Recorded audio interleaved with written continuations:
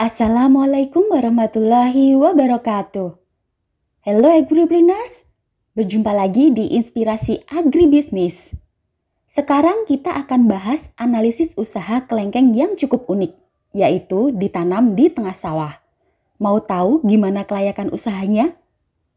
Buat kamu yang belum subscribe, yuk subscribe dulu biar nggak ketinggalan informasi dunia agribisnis lainnya.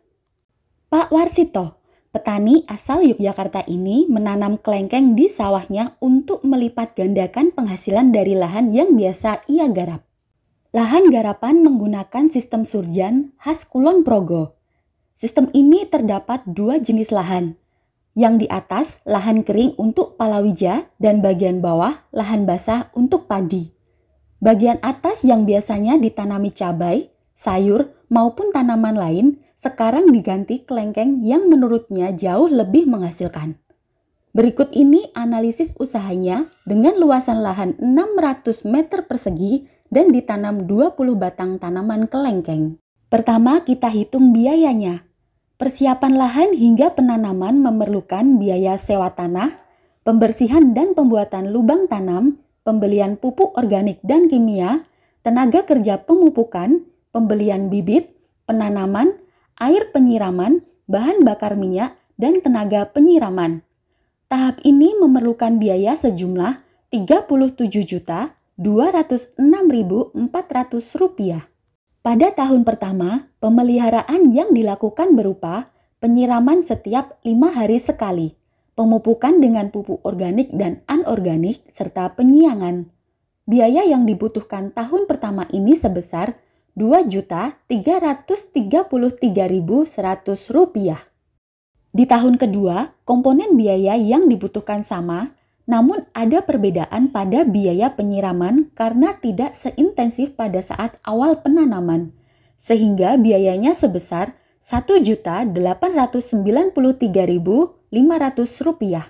Tahun ketiga terdapat tambahan biaya karena mulai dilakukan proses pembuahan.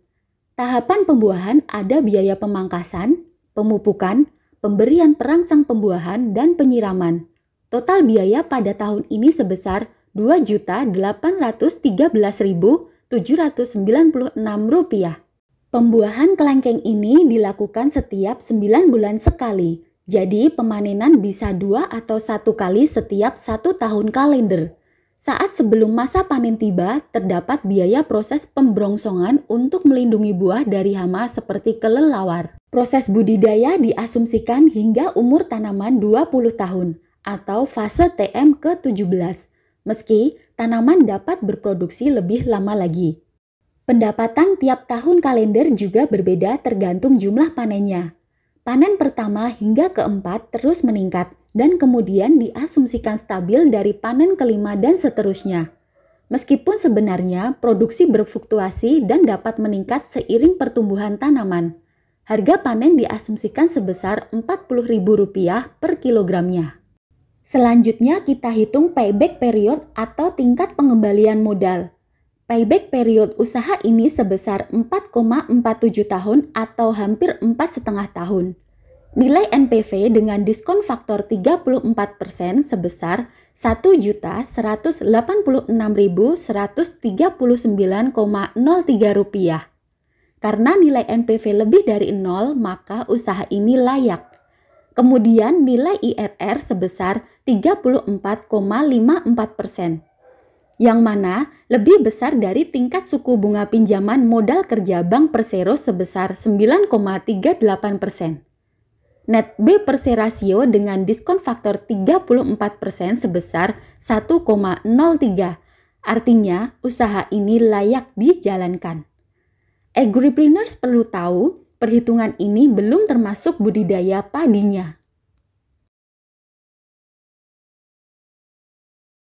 Ini kalau nanam kelengkeng, ini umur 3 tahun jalan, udah istilahnya sampun buah, tinggal sebulan malih panen, lagi perubahan, perubahan hasil dari hasil tanaman cabai, terong, jagung, nah, berubah pengen nanam kelengkeng, ternyata bisa berhasil di daerah Sibu Karangwates, di petani-petani yang lain mudah-mudahan bisa mengikuti tanaman-tanaman yang lebih bagus untuk menunjang kebutuhan.